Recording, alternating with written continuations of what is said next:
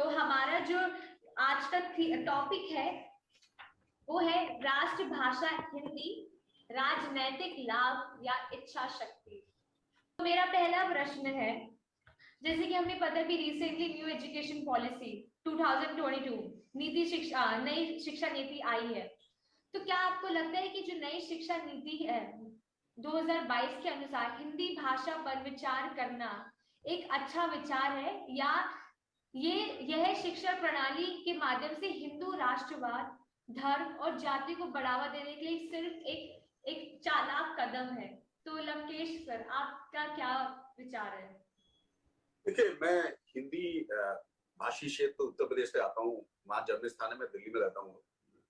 तो हिंदी को एक प्रमुख स्थान मिले एज ए ऑथर, मैं एज ए लेखक जरूर दिया चाहूंगा।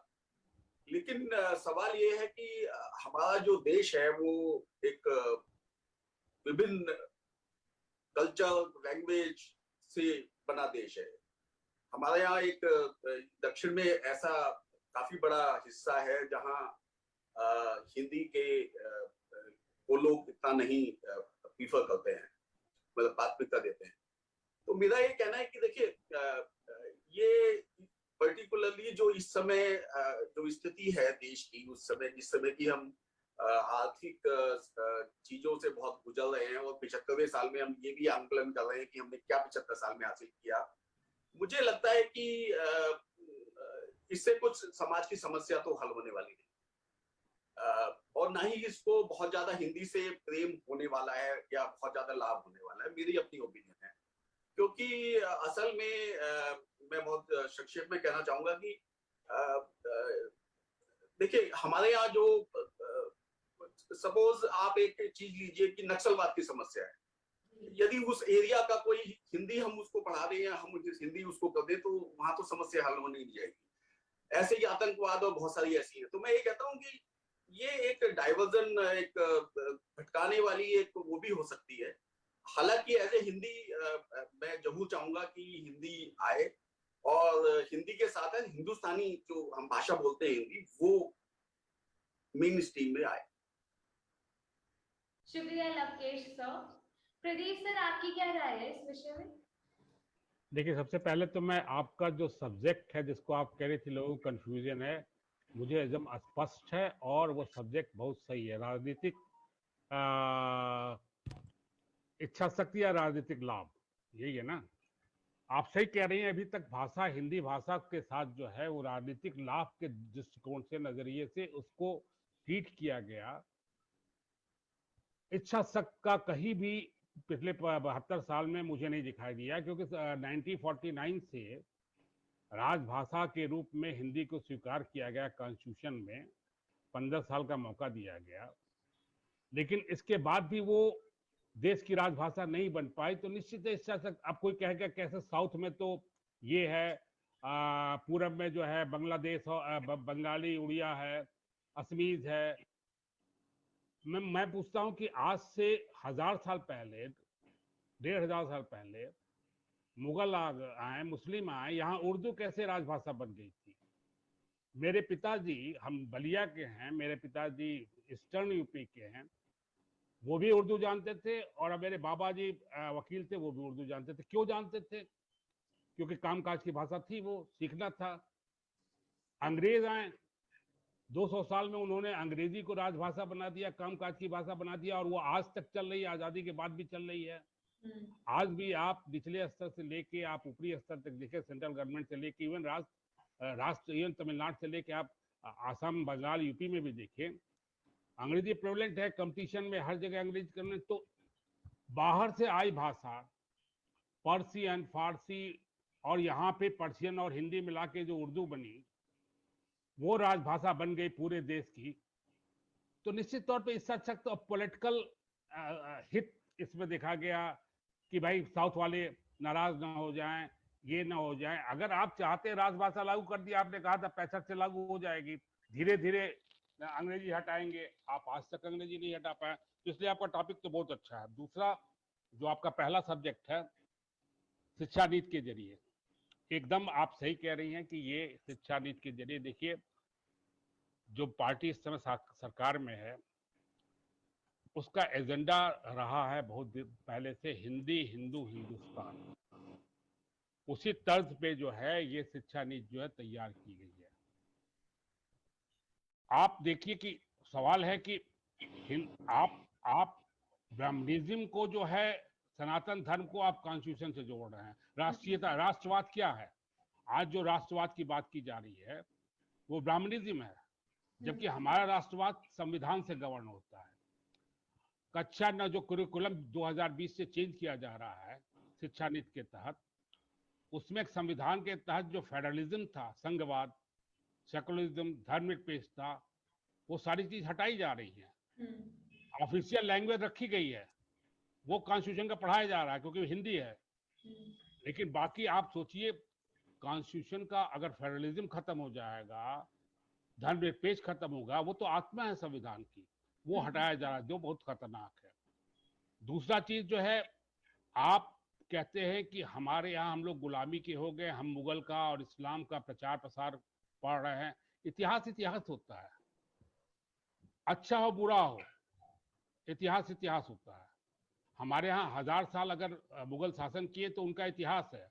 आप जामा मस्जिद को उखाड़ के नहीं फेंक सकते हैं, लाल किला को नहीं फेंक सकते हैं। इवन क्या आप राष्ट्रपति भवन को फेंक रहे हैं क्या? वो तो अंग्रेजों का बनवाया है, वो भी तो गुलामी का प्रतीक है। तो ये सारी चीजें जो है ये सब पॉलिटिकल है और खतरनाक है, डिविसिव है। आपको भाई औरंगजेब रहा, मुगल रहे, उसके पहले सल्तनत पीरियड रहा। 6th सेंचुरी 7th सेंचुरी में इस्लाम आ गया था साउथ से होते हुए, और फिर 9th 10th century 11th 12th century तक, क्या 16th सेंचुरी 17th सेंचुरी मुगलों का, मुसलमानों का शासन रहा। ये 1500 साल का इतिहास आप फेंक देंगे क्या? हम तो पहले के पढ़े हैं, लेकिन हम अशोका का धम्म भी पढ़े हैं, अकबर का दीन इलाही भी पढ़े हैं। अब ये कहते हैं कि अब जो मॉडर्न हिस्ट्री आप पढ़ाएंगे उसमें से कोल्ड वॉर, बुद्धिनिरपेक्ष आंदोलन, ये सारे आप हटा दें। हटा रहे हैं, हटा दिए हैं। तो आप क्या बताना चाहते हैं? आप पाणिनि का किताबें, संस्कृत की किताबें वो कर रहे हैं, आप पाणिनि को लाएंगे 5th century BC, 5th century AD को आप मॉडर्न में देखिए। राष्ट्रवाद के लिए मेरा मानना है कि मॉडर्न एजुकेशन जो है राष्ट्रवाद के लिए, राष्ट्रीयता राष्ट्रवाद के लिए सबसे बड़ी चीज है। क्योंकि मॉडर्न एजुकेशन जो है वो आपकी क्षेत्रीयता खत्म करती है। जब आपका दिमाग मॉडर्नाइज होगा, जब संकीर्ण नहीं होगा, जब आप धर्म, क्षेत्रीय और उसके भाषा में नहीं फंसे रहेंगे, तो आपके अपने आप जो है, आप दक्षिण से भी जुड़ेंगे, पूरब से भी जुड़ेंगे और आपको अखंड भारत की कल्पना होगी। लेकिन जब आप भाषा के आधार पर, संस्कृत के आधार पे और चोला चालुक्य की बात करेंगे आप, लेकिन आप मुगल स्थापत्य कला, राजस्थान स्थापत्य कला को नहीं देखेंगे। आप खजुराहो के मंदिर के साथ जो है वो यहाँ पे राष्ट्रपति भवन का स्थापत्य कला नहीं देखेंगे, उसमें कैसे राजपूत शैली को और फ्रांस की शैली को, यूरोपियन शैली को मिक्स किया गया। तो आप इतिहास क्या खाक पढ़ेंगे? इसलिए शिक्षा नीति जो है ये बहुत ही खतरनाक है और एक गुमराह। अब आप क्या करेंगे? महामारी फैलेगी तो आप थाली बजाएंगे, वायरस फैलेगा। अभी परसों मैंने एक वीडियो देखा, एक बीजेपी के एमपी ग्लोब पे, संसार में, विश्व में पर्यावरण ठीक करने के ग्लोब से एक गेरुआ वस्त्रधारी से पानी डलवा रहे हैं। आप ये सोचिए, मतलब मैं तो देख के हैरान हो गया। संसार का ग्लोब था, उस पे एक गेरुआधारी जो है वो पानी डाल रहे हैं और बीजेपी के एमपी खड़े कि विश्व में पर्यावरण और शांति, उसकी कूलनेस के लिए या शांति के लिए। तो आप जब नहीं पढ़ेंगे साइंस, मॉडर्न एजुकेशन नहीं लेंगे, आप बाणभट्ट और पाणिनि को पढ़ेंगे नहीं? पढ़िए आप, वो भी है, वो भी है। आप इस्लाम कैसे उद्भव हुआ वो भी पढ़िए, क्रिश्चियनिटी कैसे हुई, कैथोलिक कैसे हुआ, ये सब आप पढ़िए। हम लोग पढ़े हैं तो ज्ञान है। आप फ्रांस की क्रांति भी पढ़िए, आप रशिया की क्रांति भी पढ़िए, आप हिंदुस्तान का प्रथम स्वतंत्रता सेनानी भी पढ़िए, आप गांधी के थॉट्स भी पढ़िए, आप सुभाष चंद्र भगत सिंह को भी पढ़िए। तो आप इतिहास को इतिहास की तरह पढ़ें, राष्ट्रवाद और धर्म की तरह ना पढ़ें। तो इसलिए मुझे लगता है जो आपने ये रखा है कि धर्म और जात, तो उसको बढ़ावा, डिसिप्लिन पॉलिसी को बढ़ावा देने के लिए, मैं इससे सहमत हूँ। Thank you so much Pradeep sir, बहुत सही बोला आपने। तो अभी हमने बात करी नई शिक्षा नीति के बारे में, तो मेरा क्वेश्चन सेम नई शिक्षा नीति का ही है, दूसरा क्वेश्चन। क्या एनईपी 2022 में तैयार किया गया हिंदी और त्रिभाषा फॉर्मूला युवाओं के मन में मल्टीकल्चरलिज्म बहुसंस्कृतिवाद को बढ़ावा देने में सक्षम होगा? क्योंकि इसमें 3 फॉर्मूलाज है, राइट? हम हिंदी भी सीख सकते हैं, इंग्लिश भी सीख सकते हैं, रीजनल लैंग्वेजेस भी सीख सकते हैं। तो क्या इसके थ्रू क्या मल्टीकल्चरलिज्म प्रमोट होगा? क्या उसको बढ़ावा मिलेगा बहुसंस्कृतिवाद को? तो लवकेश सर, आपसे पहले देखिए, ये जो नई शिक्षा नीति एनईपी में बात है, वो एक लोकल, एक आपकी रीजनल, नेशनल और एक इंटरनेशनल। देखिए, आप पूरे भारत को देखिए। मैं इससे पहले एक थोड़ी सी पृष्ठभूमि में जाना चाहूंगा कि देखिए, साउथ में यदि हम देखते हैं, मैं साउथ से स्टार्ट करता हूं पहले। वहां बहुत हिंदी संस्कृति रही है, लेकिन तब भी वहां हिंदी नहीं थी। फॉर एग्जाम्पल, विजयनगर साम्राज्य हुआ करीब 800 साल का, और एक मैं उसकी बात करना चाहूंगा। हमारे इतने बड़े लेखक हुए हैं तुलसीदास ने, और भक्ति आंदोलन के समय के साहित्यकारों ने, उसमें कबीर भी हैं, रैदास भी हैं, और भी कई लोग हैं, सूरदास जी हैं। इन्होंने जो ग्रंथों की रचना की, मैं तुलसीदास जी के बारे में कहना चाहूंगा, वो अकबर के समय में की।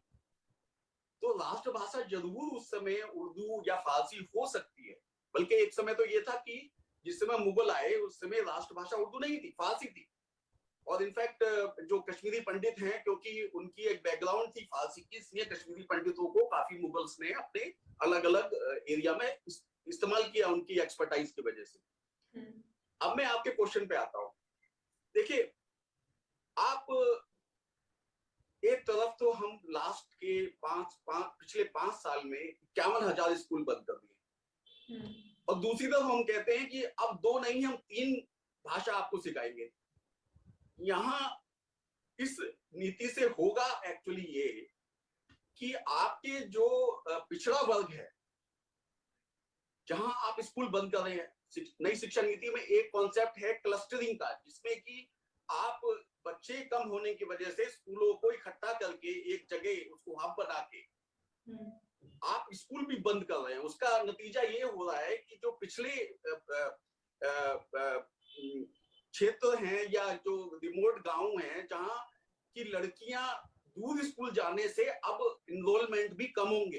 तो एसेंशियली वो उनके साथ होगा क्या कि वो केवल अपनी मातृभाषा, क्योंकि वो तो उन्होंने सीख ली, लेकिन वो मातृभाषा भी वो भाषा नहीं है जो कि हम शुद्ध हिंदी यूज करेंगे या यूज करते हैं राजभाषा में। आज की आप एक उदाहरण के तौर पर देख लीजिए कि बहुत सारे, मैं अपना एग्जांपल देता हूँ। 30-35 साल पहले मैंने जो अपना इंजीनियरिंग का एंट्रेंस एग्जामिनेशन दिया, उसमें जो रुड़की यूनिवर्सिटी में हिंदी का में जो पेपर था, हिंदी अंग्रेजी दोनों में था, वो हिंदी में मुझे समझ में नहीं आ रहा था। और एक दूसरा इसका एग्जाम्पल ये है कि हमारे हिंदी भाषी क्षेत्र के बच्चे हिंदी में फेल होते हैं या बहुत कम नंबर पाते हैं, जबकि उनकी मातृभाषा उनकी हिंदी है। क्योंकि वजह ये है कि क्योंकि हम उनको इवेलुएट जो करते हैं, वो हम इवेलुएट शुद्ध हिंदी पे करते हैं। लेकिन आप तुलसीदास, आप कबीरदास, इनको देखिए, इन्होंने अपनी जो रीजनल लैंग्वेज थी या जो लोकल डायलेक्ट था, जैसे खड़ी बोली हो गई या जो अवधी थी या ब्रज भाषा की जो भाषा थी, उसमें उन्होंने जो साहित्य की रचना की, मुगल ने उनको नहीं रोका। तो मैं यहाँ एक चीज कहना चाहूंगा कि जो हमारी लोक भाषाएं हैं, इनका होना बहुत जरूरी है। आप केवल इसको एक लिप सर्विस नहीं कर सकते कि आप ये कहें कि हमने यहाँ ये भाषा भी पढ़ाई है, ये भाषा भी पढ़ाई है। देखिए, जब आप एक भाषा को मान्यता देते हैं, चाहे एज ए रीजनल या नेशनल या वैसे, तो उसके साथ बहुत सारा उसके जो साहित्य लिखा होता है, उसी की भी मान्यता खत्म होती है या बनती है। फॉर एग्जाम्पल आप उनको पुरस्कृत करते हैं, आप अनेक तरह के संस्थान बनाकर उन भाषाओं को प्रमोट करते हैं। लेकिन यदि आप केवल कुछ भाषाओं को, फॉर एग्जाम्पल शुद्ध हिंदी भाषा की बात करें, अब पर्टिकुलर मैं अपनी बात करता हूं कि मैंने जब लिखना शुरू किया, मैं हिंदी भाषा में रहा हूं, लेकिन क्योंकि 30-35 साल से अंग्रेजी ज्यादा इस्तेमाल हुई है, क्योंकि जिस तरीके की इंडस्ट्री में या जिस तरीके का नेचर ऑफ वर्क था मेरा, लेकिन जब मैंने हिंदी में लिखा वो मैं कोक से सीख कर आया हूं, लेकिन मुझे पढ़ने में और लोगों को बताने में, समझाने में, शुद्ध हिंदी का प्रयोग करने में बहुत दिक्कत है। मैं एग्जाम्पल के साथ बोलूंगा कि बहुत सारे लोग ऐसे हैं जो जिनकी मातृभाषा हिंदी है, लेकिन वो हिंदी के वो वर्ड नहीं समझते, वो कहते हैं इंग्लिश में दे दो मुझे किताब। तो जैसा कि संविधान के समय में जब संविधान सभा में इस पर 1948 में डिस्कशन हो रहा था, तब गांधी जी, हालांकि संविधान सभा के वो मेंबर नहीं थे, उन्होंने कहा था कि हमारी जो हिंदुस्तानी भाषा जो है वो एक तरीके से लोक भाषा है, जिसमें हमारी हिंदी, फारसी, उर्दू और लोकल डायलेक्ट्स, जैसे कि यदि हम उत्तर भारत की बात करें तो ब्रज भाषा या अवधी भाषा, खड़ी भाषा का मिश्रण है। तो मेरा कहना यह है कि आज तो हम केवल हिंदी के नाम पर इसको देख रहे हैं, लेकिन कल जाके यदि ये शुद्ध भाषा बन गई तो होगा ये कि एक तरफ आप एक जो संकीर्ण मानसिकता के साथ आप पुश कर रहे हैं एक एजेंडा, और मैं प्रदीप से बिल्कुल सहमत हूं उस बात पर कि जो वो एजेंडा एक पुश हो रहा है। मेरे जो 75 साल की मैंने सुशासन के ऊपर जो अपनी स्टडी की और किताब लिखी, ये बेसिकली एक गवर्नेंस का मुद्दा है। तो मुझे नहीं लगता कि आप इससे मल्टीकल्चरलिज्म को बढ़ावा दे सकते हैं। देखिए, एक चीज होती है कि देखिए इस 75 साल में एक हमारी सबसे बड़ी जो कामयाबी है वो ये है कि 75 साल में भारत इकट्ठा रहा, एकजुट रहा, डिस्पाइट ऑफ हमारे यहाँ इतनी सारी समस्याएं हैं कि अलग अलग लैंग्वेज है, सब कुछ है, लेकिन यदि हम कोई चीज फोर्स करेंगे, क्योंकि क्या होता है कि मैं फॉर एग्जाम्पल एक तेलुगु भाषा सीखना चाहता हूं किसी भी रीजन से, लेकिन यदि मुझसे कहा जाए कि नहीं आपको तेलुगु सीखनी पड़ेगी, आपको बंगाली सीखनी पड़ेगी, तो मैं क्यों सीखूं? तो मेरा कहना यह है कि आप इसको एक, कहते हैं ना कि एक अंग्रेजी में कहावत है कि don't go through the thought, आप जबरदस्ती इसको मत थोपिए। मल्टीकल्चरलिज्म के लिए आप अच्छे स्कूल बनाइए, करिकुलम में चेंज कीजिए, आप उस पर ध्यान दीजिए। भाषा हम 75 साल में जब हमारा देश बना उसका नतीजा हम देख चुके हैं, क्योंकि जब हमारे यहाँ प्रांत बने वो भाषा भी एक क्राइटेरिया था उस समय बनाने के, और ईस्ट पाकिस्तान का पाकिस्तान से अलग होना एक उसका बहुत अच्छा एग्जाम्पल है कि हमें इस जो बंटवारे वाली जो मानसिकता है उससे हमें दूर रहना चाहिए। इससे बहुत ज्यादा कुछ फायदा होने वाला नहीं है। जी बिल्कुल सही। प्रदीप सर, आपके क्या विचार है इस विषय पर? देखिए, त्रिभाषा फॉर्मूला नया नहीं है, ये बहुत पहले से लागू है, बहुत पहले लागू था, और त्रिभाषा फॉर्मूले से बहुत फायदा हुआ। मेरे उम्र के कई साउथ इंडियन दोस्त जो मेरे साथ जर्नलिज्म में थे, कर्नाटक के, आंध्रा के, या आप अभी भी जाएंगी तो वहाँ हिंदी लोग बोलते हैं, बढ़िया से हिंदी बोलते हैं, पढ़ना भी बहुत लोग जानते हैं, पहले के लोग, हमारे देश के लोग, या आप भी पढ़ते होंगे। उसका मेन कारण था त्रिभाषा। आप ऑप्शनल है, आप एक अपनी मातृभाषा लीजिए या जो भी आपका लैंग्वेज है वो लीजिए, और दूसरी संस्कृत है, और तीसरी आप कोई अंग्रेजी या संस्कृत जो भी, और तीसरा आप कोई भी ऑप्शनल रीजनल भाषा ले सकते हैं। लेकिन उनको, और मैं इसका बहुत बड़ा हिमायती हूं कि ये होना चाहिए, लेकिन दिक्कत क्या हुई, उन लोगों को खराब क्यों लगा, दक्षिण वालों को, कि उन्होंने तो हिंदी सीखी, लेकिन हमारे यहाँ जो हिंदी भाषी थे किसी ने न बांग्ला सीखी, न किसी ने तेलुगु सीखी, न किसी ने तमिल, किसी ने भी रीजनल लैंग्वेज नहीं सीखी। ये डिसकंटेंट या उनके लिए ये उदाहरण देते हैं वे कि हम ही क्यों साला हिंदी पढ़ें, आप लोग क्यों नहीं तेलुगु तमिल पढ़ें या कन्नड़ पढ़ें या बंगला पढ़ें। और जहां तक सवाल है कि देखिए भाषा जो है, भाषा एक कम्युनिकेशन के लिए बनी थी। भाषा की उत्पत्ति कम्युनिकेशन, हमारे आप में बात हुई तो हम एक भाषा में कर रहे हैं, फ्रांस में रहते तो हम फ्रेंच में बात करते हैं, कहीं और रहते किसी और भाषा में बात करते हैं। लेकिन भाषा धीरे धीरे जो है वो आपकी क्षेत्रीय अस्मिता और संस्कृत का अंग बन गई। यहीं से गड़बड़ हुआ। अब भाषा पे थोपना आ रहा है, भाषा को लेके झगड़ा आ रहा है। जो प्रदेश का बंटवारा हुआ, स्टेट रीऑर्गेनाइजेशन जो हुआ, उसमें भी भाषा पे हुआ कि भाषा के आधार पे हुआ। तो भाषा जो है वो एक पॉलिटिकल टूल बन गया, जबकि ऐसा होना नहीं चाहिए था। आप देखिए Tamil literature is very rich. हम हिंदी वाले हिंदी साहित्य ये सब बात करते हैं। संगम लिटरेचर तमिलनाडु का कौन नहीं जानता है, वेरी रिच। बांग्ला लिटरेचर, मैं तो शरद चंद्र, रविन्द्रनाथ टैगोर सबको पढ़ा हूँ, उनके हिंदी अनुवाद पढ़ा हूँ, ओरिजिनल नहीं पढ़ पाया हूँ। उड़िया साहित्यकार एक से एक हुए हैं। तो हर लैंग्वेज में, हर भाषा में आप जाएंगे। लेकिन अब हम इस समय कह रहे संस्कृत लिटरेचर, अरे था भाई था। फ्रेंच लिटरेचर भी बहुत अच्छा है, अगर आप पढ़ सकते फ्रेंच तो आप फ्रेंच भी पढ़िए। तो इसलिए आप जितनी भाषा जाने अच्छा। हमारे स्टूडेंट अब भाषा को, इसमें एक चीज एजुकेशन पॉलिसी में सही है। देखिए ये जो बता रहे, मैं स्कूल, मेरा इंटरमीडिएट कॉलेज है बलिया में, मेरे गांव में, लड़कियों का। क्यों लड़कियों का? और वो सब गरीब घर की, दलित की, पिछड़े वर्ग की लड़कियां वहां पढ़ती है। आज भी मैं 100 रुपया फीस लेता हूँ। वहां पे पिछले 10 साल में सीबीएसई का छोटे छोटे शहरों में एकदम दुकान, कुकुरमुत्ते की तरह, जो मशरूम की तरह दुकानें खुल गई। सबको लगा अपने अपने बेटे बेटियों को वो पढ़ाए। अब आप सोचिए, वो भोजपुर इलाका है, वो हिंदी भी ठीक से नहीं बोल पाते हैं, अंग्रेजी में वो गए, इंग्लिश मीडियम। अब आपको साइंस सीखना है कि अंग्रेजी सीखनी है? आपको फिजिक्स का फॉर्मूला, फिजिक्स का सीखना है कि आपको अंग्रेजी सीखनी है? समझ रही है? ज्योग्राफी सीखनी है कि अंग्रेजी सीखनी है? भूगोल आपको।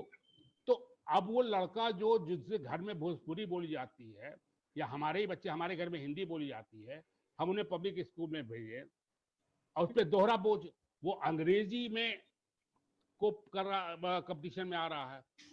उसको सब्जेक्ट का नॉलेज की जगह अंग्रेजी के वर्ड्स, अंग्रेजी की वो चीज याद करे जो दिन भर बस के ड्राइवर से सुनता है, हमारे घर में सुनता है। धोबी आता है तो भी हिंदी में बात करता है। तो उसी तरह भोजपुरी इलाकों में अब मुझे पता चला है कि 90% लड़के लड़कियां जो सीबीएसई से वहां 10th पास किए हैं, वो 11th में यूपी बोर्ड में आ जाते हैं। क्योंकि 11th 12th में तो अंग्रेजी आपको अपने से रट के नहीं आप पास कर सकते ना। उसके बाद तो आपको एनालिसिस करनी होती है, विश्लेषण करना होता है। तो आपकी लैंग्वेज पर कमांड तो हुई नहीं है, आपको पढ़ाया गया, आपने रट लिया। तो इसलिए ये मुझे अभी पता चला 2 साल पहले कि 90% लड़के जो हैं, जो बेचारे सीबीएसई में, जिनके फादर और मदर 2000-3000 रुपया फीस देकर वो यूपी बोर्ड में वापस आ गए। इसलिए भाषा को त्रिभाषा रखे आप। ये इसमें जो एजुकेशन पॉलिसी में है कि शुरू के 5 साल आप मातृभाषा में पढ़े, नहीं कि हिंदी में या तमिलनाडु में या तमिल में या कन्नड़, जो भी आपकी मातृभाषा हो, ताकि लड़का पे 3 बोझ ना पड़े। स्कूल जा रहा है, सब्जेक्ट पढ़ रहा है, क ख भी सीख रहा है, एबीसी भी सीख रहा है, वो भी सीख रहा है, ये सब नहीं उसको। तो ये मुझे ये ठीक है कि आपके मातृभाषा, जो भी मातृभाषा हो, जैसा लोकेश जी कह रहे थे, बोलियां या डायलेक्ट चेंज होते हैं, भोजपुरी है, मैथिली है, ये है वो है। लेकिन मैंने भी बचपन से देखा है गांव में खड़ी बोली बोलने का, जो बच्चे स्कूल जाना शुरू होते हैं, खड़ी बोली तो हम लोग भी ठीक से नहीं बोल पाते हैं, क्योंकि हम लोग का बैकग्राउंड उधर से। इसलिए जो इधर मेरठ और दिल्ली में जो बोली बोली जाती है खड़ी, हरियाणा में, वो हम लोग नहीं बोल पाते हैं। तो भाषा का ये जो झगड़ा है या त्रिभाषा फार्मूला, इसको मैं ठीक मानता हूँ। और ये होना चाहिए कि यहाँ भी तीसरा भाषा जो है वो क्षेत्रीय भाषाओं को सिखाया जाए, साउथ की हो चाहे वो बंगाल की हो, वो हिंदी भाषियों को भी करना पड़ेगा। और हमें हमारे समाज में ऐसे लोगों की ही जरूरत है कि जो हमारी ऐसी भावनाएं जगाते रहे आए दिन, और ऐसी पत्रकारिता के लोग हमें बहुत जरूरी है हमारे समाज में। तो मेरा नेक्स्ट प्रश्न है, हिंदी को लोगों की पसंद के साथ बोले जाने वाली भाषा के रूप में अपनाया जाना चाहिए, ना कि उन पर थोपा जाना चाहिए। कोई चीज थोपना और कोई चीज इच्छा के अनुसार करना बहुत बड़ा एक डिफरेंस है। जैसे हिंदी सिर्फ बोला कि हाँ ये हिंदी हमारी भाषा है, हम बोल रहे हैं, हमारी इच्छा है, हम अपनी इच्छा से बोलेंगे। पर और कोई हमें बोल रहे कि तुम्हें हिंदी ही बोलनी है, फोर्स के साथ हमें बोल रहे हैं, तो इस पे आपका क्या कहना है लवकेश सर? देखिए, थोपने का जैसे मैंने पहले कहा कि देखिए कोई भी चीज यदि आप थोपते हैं, हम एक लोकतांत्रिक देश है और यहाँ हम 75 साल से लोकतांत्रिक नहीं है, हमारे जीन्स में लोकतांत्रिक और यू नो आप किसी का पिछला शासन उठा के देख लीजिए, अशोक का उठा के देख लीजिए आप, और जो भी अच्छे शासक या जिनको हम सुशासन में मानते हैं, तो हमारे जीन्स में एक लोकतांत्रिक व्यवहार है जिसमें हम सोचते हैं कि जो हमारा जो जनमानस है वो क्या सोचता है, और हम ये कभी बर्दाश्त एज ए देश नहीं करते कि कोई चीज हम पे थोपी जाए। अब एक इस पे दूसरा एक सवाल ये है कि आप जब भाषा सीखते हैं, अपनी मातृभाषा तो आपने अपनी कोख से सीखी और उसपे तो कोई बात ही नहीं है, आप परिवार में बोलते हैं, अपने आसपास बोलते हैं। आप उसके अलावा जो भाषा सीखना चाहते हैं उसका पर्पस कोई ना कोई होता है। जैसे कि मैं साउथ का फिर एग्जांपल लूंगा कि क्योंकि मैं एक डेविल एडवोकेट की तरीके से उनका पक्ष रखना चाहता हूँ, हालांकि मैं खुद एक हिंदी में लिखता हूँ, हिंदी भाषी हूँ, दोनों भाषा में ठीक कमांड कंट्रोल है, कि वो ये कहते हैं कि भाई हम एक भाषा, हम अपनी मातृभाषा में कम्युनिकेट कर रहे हैं और हमें विश्व में और दूसरे लोगों से कम्युनिकेट करने के लिए एक कॉमन लैंग्वेज है। फॉर एग्जाम्पल, यदि मैं उत्तर प्रदेश में रहता हूँ, मैं पश्चिमी उत्तर प्रदेश से आता हूँ और मुझे बंगाली सीखने का सपोज ऑप्शन दिया जाए या कुछ लैंग्वेज और दी जाए, ठीक है कि मुझे जिंदगी में उस भाषा की कहीं जरूरत पड़ सकती है, लेकिन उसका एज ए कैरियर, जब मैं एक स्टूडेंट हूं या मैं एक इंस्पायरिंग युवा हूं, मुझे उसका क्या फायदा होने वाला है? तो प्रैक्टिकली क्या होता है? प्रैक्टिकली होता ये है कि आप उन रीजनल भाषाओं को छोड़ के, जो कि प्राइवेट स्कूल में प्रदीप जी ने भी बोला, हम फ्रेंच सीखना शुरू कर देते हैं। हम ये सोचते हैं कि हमारे शायद भारत में अभी भी ये स्थिति है कि विदेश जाना एक बड़ा अवसर दिखाई देता है, तो हम सोचते हैं कि हम जर्मन सीख लें, हाँ, ओरिएंटल लैंग्वेज नहीं सीखेंगे, जापानीज और चाइनीज नहीं सीखेंगे क्योंकि वो डिफिकल्ट लैंग्वेज है, लेकिन जो पर्टिकुलरली इंग्लिश का इंग्लिश की स्क्रिप्ट यूज करती है वो लैंग्वेज सीखना आसान होता है और उससे अपॉर्चुनिटीज की जरूरत होती है। तो सवाल एक ये भी है कि जो हम तीसरी भाषा हम सीखेंगे वो कौन सी सीखेंगे, और क्या ये एक जो प्राइवेटाइजेशन का दौर चल रहा है उसमें क्या एक सरकारी और जो प्राइवेट स्कूल हैं उसमें ये जो गैप ऑलरेडी एग्जिस्ट कर रहा है समाज में, जहां सरकारी स्कूल लगातार बंद होकर प्राइवेटाइजेशन हो रहा है और सब कुछ इतना, मतलब इस पे काफी चर्चा ऑलरेडी चल रही है, वो क्या समाज में एक डिवाइड क्रिएट नहीं करेगा? तो मेरा एक इसमें काउंटर क्वेश्चन ये है कि आप एक तो थोपने की बात कर रहे हैं, आप इसमें मुझे ये लगता है कि एक जनमानस का भी एक इसमें रोल होना चाहिए कि उनको क्या चाहिए। देखिए, स्थितियां जो संविधान बनाते समय 15 साल का टाइम था, उससे स्थितियां काफी अलग हैं, क्योंकि अब हम एक ग्लोबलाइज वर्ल्ड में रहते हैं, सब कुछ जुड़ा हुआ है।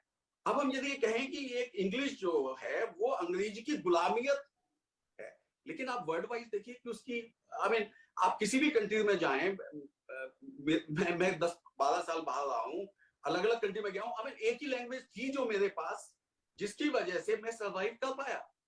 तो जो बच्चा है स्कूल में वो ये सोचेगा कि मैं तीसरी लैंग्वेज कौन सी सीखूं जिससे कि मुझे अपने जीवन में उसका लाभ मिले। तो एक ये एक थोपने के साथ साथ एक ये बहुत बड़ा सवाल है। हाँ, बिल्कुल बिल्कुल सही, एकदम। प्रदीप सर, आप क्या कहना चाहेंगे इस बारे में? देखिए, थोपना तो थोप तो नहीं सकते आप, क्योंकि जहां आपने थोपने की कोशिश की तहां आंदोलन खड़े हो जाएंगे। जो कॉन्स्टिट्यूशन में 343(1) में था कि राजभाषा जो है 15 साल बाद अंग्रेजी हटा के हिंदी राजभाषा बन जाएगी। जब 65 आया, लाल बहादुर शास्त्री उस समय थे, नहीं हो पाया, इसलिए कि तमिलनाडु में पूरा आंदोलन चला, आग लगी, कई तमिलियन ने आगदाह किया, और वो पॉलिटिकल आंदोलन था। हिंदी विरोध मतलब वो भावनात्मक, मैंने कहा ना कि भाषा आपकी अस्मिता और क्षेत्रीय अस्मिता और संस्कृत से जुड़ जाती है, तो आप भावनाओं के साथ खेलने लगते हैं। अभी भी जो हिंदी हिंदू हिंदुस्तान की भाषा बात बोली जा रही है, वो पॉलिटिकल एक खिलवाड़, भावनात्मक खिलवाड़ है। आपको हिंदी से उतना प्रेम नहीं है, आप हिंदी हिंदू को आप बनाने की कोशिश करें भावनात्मक, क्योंकि हमारी अस्मिता, हम हिंदी भाषी हैं तो हम हिंदी हो गए, हिंदी बेल्ट के हैं, काउ बेल्ट, ये सारी भाषा जो राजनीतिक आती है वो सब आती है, राजनीति का खेल है ये। तो हिंदी थोप नहीं सकते आप, लेकिन मैं इसको नहीं, आप बताइए, आज यूरोप में आप चले जाइए, मैं भी लोकेश जी जैसे कह रहे थे, मैं भी कई जगह यूरोप में गया हूं। मैं आपको बता दूं, वहां कई कंट्री ऐसे हैं जिसमें 80% लोग अंग्रेजी बोलना नहीं जानते हैं और न बोलना प्रेफर करते हैं। उसी तरीके से आप तमिलनाडु और कर्नाटक में जाइएगा, केरल में, तो जल्दी लोग हिंदी बोलना पसंद, हिंदी जानते हैं लेकिन बोलना पसंद नहीं करेंगे। मैंने तो तमिलनाडु, चेन्नई में कई लोगों को देखा हिंदी जानते हैं, लेकिन वो भरसक कोशिश करेंगे जताने की कि मैं हिंदी नहीं जानता हूं। तो वो चीज वहां पे भी है फीलिंग। आज अंग्रेजी में हम, लोकेश जी और आप बात कर सकते हैं,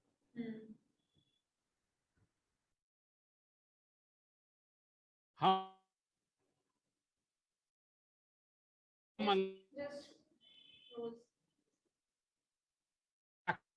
एक्शन की उर्दू में पहले हम बात करते थे, उर्दू थी, फारसी थी, अंग्रेजी आने के पहले तो भाई 1600-1700 ईस्वी तक जो है, 1600 तक अंग्रेजी नहीं ना बोली जाती थी। हाँ, इतने गुने लोग जो जाते थे वो लोग अंग्रेजी बोलते थे। अंग्रेजों के शासन के आने के बाद जब एजुकेशन सिस्टम चेंज हुआ, अंग्रेजी का महत्व हुआ सरकारी नौकरियों में। देखिए, एक चीज और मैं यहाँ ऐड कर दूं, भाषा का संबंध रोजी रोटी से होता है। तो आप थोपिए मत। जिस दिन आप ये कर देंगे कि हिंदी जानने का मतलब है कि आपको अच्छी नौकरी, अच्छे वो, जैसे अंग्रेजी लोग क्यों, आप पब्लिक स्कूल में आप क्यों पढ़ी, हमारे बच्चे या हम लोग क्यों पब्लिक स्कूल के लिए, क्योंकि साहब अंग्रेजी जो है नौकरी के लिए जरूरी है, अंग्रेजी चाहिए। मैं आपको एक और चीज बता, 79 में कोठारी आयोग की रिपोर्ट आई थी, सिविल सर्विसेज में पहले केवल अंग्रेजी घर के आईएएस के बच्चे आईएएस बनते थे, पब्लिक स्कूल कॉन्वेंट में पढ़ते थे। 80 के बाद हमारा एक दोस्त था पहले अटेंड में, हिंदी बेल्ट का, आजमगढ़ से, हिंदी स्कूल से, सरकारी स्कूल से पहले अटेंड में प्रॉपर में आया। और आप 80 के बाद रिजल्ट उठा के देखिए, छोटे छोटे गांव से, छोटे छोटे शहर से, इसलिए कि लैंग्वेज बाधा नहीं रह गई। अब 18 भाषाओं में किसी भी, हिंदी में भी एग्जाम दे सकते हैं, किसी चीज में दे सकते हैं, इंटरव्यू आप अंग्रेजी जरूरी नहीं रही। हिंदी साउथ वाले कैसे सबसे पहले जाने, फिल्म के जरिए जाने। बॉलीवुड की फिल्मों ने जो है हिंदी का जितना प्रचार प्रसार किया, वो जो करोड़ों रुपया, अरबों रुपया खर्च करे, राजभाषा विभाग जो गृह मंत्रालय में बना है, या हिंदी दिवस के नाम पे करोड़ों रुपया खर्च किया जाता है, उससे नहीं हिंदी फैली है। आप हिंदी को जरिया बनाएंगे, धीरे धीरे लोग अपनाना शुरू कर देंगे। आप देखिए, साउथ फिल्में हिट कर रही हैं, कई हिंदी भोजपुरी हीरोइन जाके साउथ फिल्मों में काम कर रही हैं, कन्नड़ सीख रही हैं, तमिल सीख रही हैं। तो जब रोजी रोटी का वो हो जाएगा, संबंध जुड़ेगा भाषा से, तो आप अपने आप भाषा सीखे, थोपने की जरूरत नहीं है। और आप जहां इसे, आप क्षेत्रीय अस्मिता आपने थोपने की कोशिश की, तहां हमारा तमिल जाग जाएगा, हमारा कन्नड़ जाग जाएगा, हमारा उड़िया जाग जाएगा, हमारा बांग्लादेश जाएगा, हमारा बांग्ला मानुस, हमारा मराठी मानुस, सब सब आ जाएंगे। आपने, इन्होंने जो भी सरकारें रही हैं, चाहे कांग्रेस की चाहे कोई भी सरकार रही है, हिंदी के साथ खिलवाड़ किया है। राजभाषा के रूप में हिंदी को इंटरेक्शन की कन्याकुमारी से लेकर आज भी हिंदी सबसे ज्यादा बोलने मतलब यहाँ बोली जाने वाली भाषा है। आप इंटरेक्ट कर सकते हैं हिंदी में कहीं भी, गोवा से लेके आप कहीं भी इंटरेक्ट कर सकते हैं। क्यों अंग्रेजी की जरूरत पड़े? अंग्रेजी आप जानिए, आपको बाहर जाना है, आपको डिप्लोमेट बनना है, आपको इंजीनियरिंग करना है, आपको डॉक्टर बन के वहां से वो करना, आप अंग्रेजी पढ़िए। फिर हिंदी को जिस तरह इन्होंने ऑफिशियल ट्रांसलेशन किया, वो हिंदी से कहीं बढ़िया अंग्रेजी थी। मैं हिंदी सलाहकार समिति में तीसरी बार हूं, वहां मैं कई बार बोल चुका, पहले भी 10 साल पहले भी था, कि भाई जो अनुवाद आता है, जो हमारे पास सरकार की कॉपी आती है अंग्रेजी की प्रेस रिलीज, उसकी जो कॉपी आती है, वो हिंदी से आप हम लोग स्टोरी बना ही नहीं सकते थे, हमें अंग्रेजी देखनी थी। क्यों अविनाश जी? वो हिंदी इतनी क्लिष्ट हिंदी की सब, मतलब वो साहित्य की हिंदी से भी तो ये सब खिलवाड़ हुआ है, और उसके लिए लाखों रुपया खर्च किया गया, करोड़ों रुपया खर्च किया गया। तो सब मिला के जो आपने शुरू में कहा इच्छा शक्ति या नीति का अभाव था, आपको थोपने की जरूरत नहीं है, आप आराम से बड़े होते। आज 70-72 साल में जो है हिंदी हर जगह आसानी से पहुंच जाती है। Thank you Pradeep sir. तो मेरा आखिरी प्रश्न ये है, आज हम सब इस मंच पर आए हैं हिंदी दिवस समारोह में, पर मेरा एक क्वेश्चन ये है कि हिंदी भारत में व्यापक रूप में बोली जाने वाली भाषा है। हमें यह है कि हमें डर क्यों है कि एक दिन हमारे देश से हिंदी भाषा गायब हो जाएगी, जिस तरह से दूसरी भाषाओं में इम्पोर्टेंस मिलती जा रही है, और लोग और फैमिली और जो गवर्नमेंट भी है कहीं ना कहीं हद तक, तो हमें कहीं ना कहीं डर है कि आने वाले टाइम में हिंदी भाषा होगी नहीं कहीं। और इसी डर के चक्कर में जो हमारी आज की पार्टियां हैं, जो हिंदू आइडिया जो है हमारा नेशन का, उसको प्रमोट कर रहे हैं। तो प्रदीप सर, आप क्या बोलेंगे इस बारे में? ये सब अफवाह है। कोई भी भाषा नहीं खत्म होती है, कोई भी संस्कृत नहीं खत्म होती है। हिंदी भाषा कैसे खत्म हो जाएंगी? हिंदुस्तान में सबसे ज्यादा बोलने वाली भाषा कौन सी है? हिंदी है। आज दुनिया की तीसरी सबसे बड़ी भाषा कौन है? हिंदी है। मैंने अभी कहीं पढ़ा था 5-6 महीना पहले कि दुनिया में सबसे बड़ी भाषा हिंदी है। हिंदी कैसे खत्म हो गई? आपने भी देखा होगा, लोकेश जी ने भी देखा होगा, हम तो कहीं से नहीं देखेंगे तमिलनाडु से हिंदी खत्म हो गई है, या गोवा से हिंदी खत्म हो गई है, या रेडी वाले के यहाँ से हिंदी खत्म हो गई है, या दारू के ठेके पे हिंदी खत्म हो गई है, या कहीं पे हिंदी खत्म हो गई है। हिंदी खत्म कैसे हो जाएगी? जो हिंदी बोल रहा है उसका बच्चा भी बोल रहा है, वो बोलता रहेगा हिंदी। हिंदी खत्म नहीं। हिंदी को कैसे वो करें? मतलब आप, चूंकि हम हिंदी भाषी हैं और हिंदी हमारी राजभाषा, देखिए दोनों चीज में अंतर है। राजभाषा राष्ट्रभाषा में अंतर है। राष्ट्रभाषा तो हिंदी है नहीं। जहां आप राष्ट्रभाषा बनाने की बात कहेंगे तो राष्ट्रपिता, राष्ट्रभाषा, राष्ट्रमाता, ये सब तो एक ही होता है ना। तो खलबली मच जाएगी कि हम तमिल क्यों नहीं राष्ट्रभाषा? संगम लिटरेचर हमारे पास, ये लिटरेचर है, ये संस्कृत है, 3rd सेंचुरी 5th सेंचुरी, सब गिनाना शुरू हो जाएगा, तरह तरह के आर्गुमेंट शुरू हो जाएंगे। तो राष्ट्रभाषा का तो बवाल मैं मानता हूं, मतलब मैं हिंदी भाषी हूं, लेकिन मतलब मुझे ऐसे भावुकता में मैं नहीं हूं। भाषा अपनी अच्छी लगती है, मुझे भाषा से पसंद है, लेकिन भाषा के नाम पे दंगा, ये मुझे पसंद नहीं है। राष्ट्रभाषा की बात तो छोड़िए, हम बहुसंस्कृतवाद हैं। डाइवर्सिटी हमारी खूबसूरती है। हमारे अलग अलग कल्चर है, अलग अलग संस्कृत है, अलग अलग भाषा है, उनमें एक समन्वय है। फेडरल स्ट्रक्चर जो हटाने की बात हो रही है, वो फेडरल स्ट्रक्चर इसीलिए, जो अखंड, लोकेश जी कह रहे थे, अखंडता हमारी इसीलिए कि हम फेडरल हैं, हम सेकुलर हैं। ये ब्यूटी जब खत्म होगी, और हमारा धर्म संविधान है, जिस दिन हम संविधान खत्म करेंगे, जिस दिन हम ये खत्म करें, मतलब अपने अपने उसमें लेके गए कि हम उत्तर प्रदेश, तो ये खत्म हो जाएगा। ये मल्टीकल्चर यूनिटी है। इसलिए राष्ट्रभाषा की बात तो दिमाग से, ठीक है, कुछ अपनी दुकान चलाने के लिए चला रहे हैं, मॉरिशस में सम्मेलन कर रहे हैं और हिंदी सम्मेलन के नाम पे वर्ल्ड घूम रहे हैं, उनकी बात छोड़िए। हम भी हिंदी सलाहकार समिति में हैं, हम भी कई कई जगह मीटिंग होती है, हमने भी मतलब मैं लगातार 3 बार रहा हूँ। कभी हमारी मीटिंग होती है केरल में होती है, कभी कहीं होती है, हम लोग हिंदी पे वहाँ बहस करते हैं, कितना लागू होता है कितना लागू नहीं होता ये हम नहीं देख पाते हैं, तो वो अलग चीज है। लेकिन राजभाषा के रूप में हिंदी को लागू किया जा सकता है, हल्के से बिना हल्ले हंगामे से लागू किया जा सकता है, और इंटरेक्शन की भाषा इससे बनाई जा सकती है। जहां तक, और एक चीज और बता दें, हिंदी का मतलब लोकेश जी के लिए मैं इसलिए कह रहा हूं कि वो आ गया था, शुद्धता का मामला आ गया था। मेरा जनसत्ता अखबार ही ऐसा निकला था कि बोलचाल की भाषा, जनसत्ता का लोगो यही था, बोलचाल की भाषा, ये नहीं कि क्लिष्ट भाषा और साहित्यिक भाषा और ये भाषा। भाई आप जिससे कम्युनिकेट कर सके, इवन अच्छा हर भाषा से आदमी लेता है, अंग्रेजी में लूट और डकैत का डकैती ही छपती है, उसका ट्रांसलेशन नहीं होता है।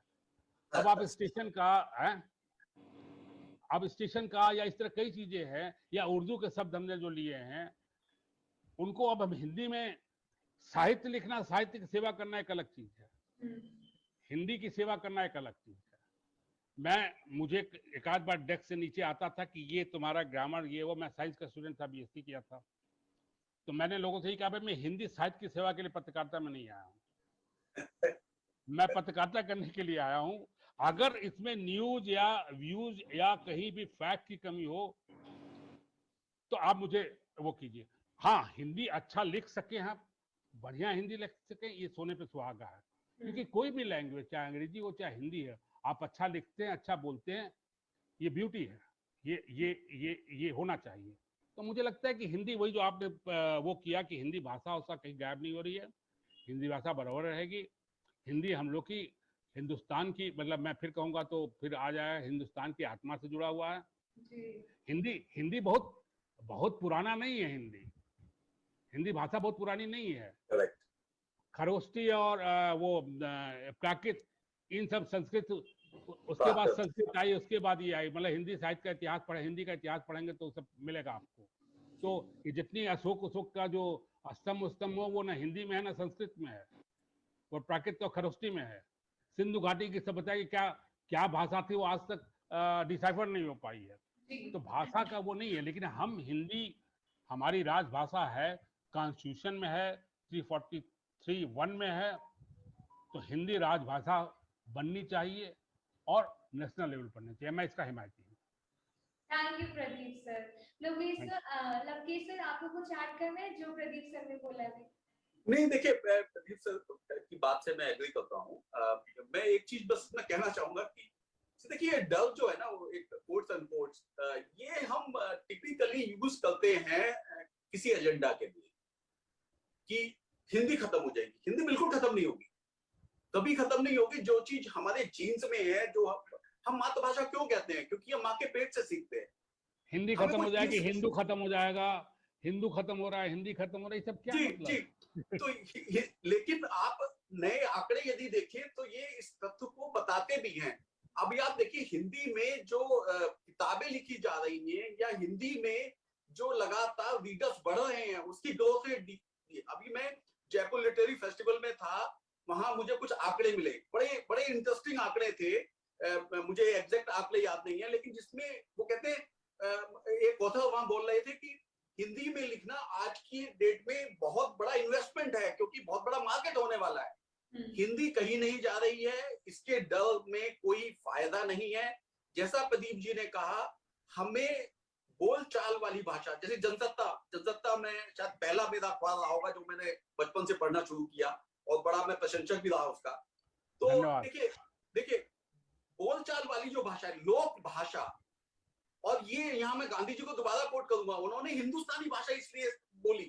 देखिए कि हिंदी के वर्सेस उर्दू वाला एक डिविसिव एजेंडा है, ये विभाजित देश को करने वाला एजेंडा है, और डर इसमें एक कोऑपरेटिव वर्ड है। तो हमें ये चीज समझनी होगी, तमिल, साउथ इंडियंस, आंध्राइट्स, सब लोग ये हमारे अपने लोग हैं, इनको कोई ना हमसे प्रॉब्लम है। इनफैक्ट जो हिंदी की बेल्ट है, यदि हम रिवेन्यू वाइज देखें तो शायद ये हिंदी बेल्ट जो जिसमें कि कई स्टेट बीमारू राज्य भी बोलते हैं, हम उनके रिवेन्यू से खा रहे हैं।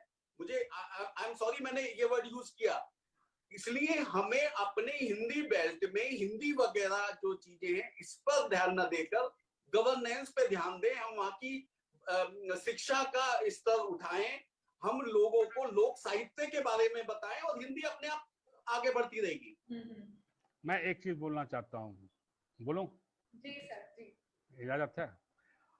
अभी अभी जो लोकेश जी ने कहा वो सही बात कहा कि हिंदी की साहित्य की भरमार आ रही है, मतलब रोजाना 200-400 किताबें आ रही हैं, मतलब मैं शायद कभी कर रहा हूँ। अब मैं एक उदाहरण देता हूँ। पेंगुइन जो है वो मल्टीनेशनल कंपनी पब्लिकेशंस, वो हिंदी किताब नहीं छापती थी। बिना मार्केट के मेरी पहली किताब जो छपी है वो पेंगुइन ने हिंदी में छापी, और दूसरी किताब यूपी पॉलिटिक्स पे भी जो मैंने लिखी है वो भी पेंगुइन ने छापी है।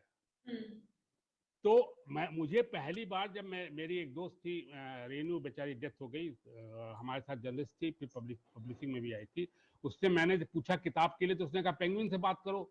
तो मैं दंग रह गया, क्योंकि बचपन से मैंने पेंगुइन सुना था। अब पेंगुइन बड़ी रेप्यूटेड थी, मैंने कहा पेंगुइन हिंदी में छाप रही है? कहीं हाँ। फिर उन्होंने रेफरेंस दिया, मतलब फोन नंबर दिया, पेंगुइन ने छापा किताब। तो अगर मार्केट हिंदी के साहित्य का मरता रहता, हिंदी मरती रहती, तो पेंगुइन हिंदी में क्यों आती, हिंद पॉकेट बुक्स क्यों खरीदती? इसलिए मैंने ऐड करने के लिए। बिल्कुल सही है, मैं सहमत हूँ। सही है। तो thank you Pradeep sir, Lavkesh sir, धन्यवाद आने के लिए, हमारे इस कार्यक्रम से जुड़ने के लिए। और मैं कहना चाहूंगी कि इस सेशन में जो जितना हिंदी भाषा को इतना ज्यादा महत्व दिया है, और जो भी लोग इसको सुन रहे हैं वो वाकई हिंदी भाषा के लिए एक अलग ही एक स्थान उनके दिल में बना हुआ है, पर और बन जाएगा, और उनको उजागर हो जाएगा कि उनकी जिंदगी में हिंदी भाषा बहुत ज्यादा जरूरी है और हमेशा ये हमारी साथ रहेगी, और ये हमारी पहचान है, और इससे हमें कोई अलग नहीं कर सकता है। Thank you so much sir. धन्यवाद धन्यवाद धन्यवाद। हिंदी दिवस की शुभकामनाएं आपको भी। Thank you so much.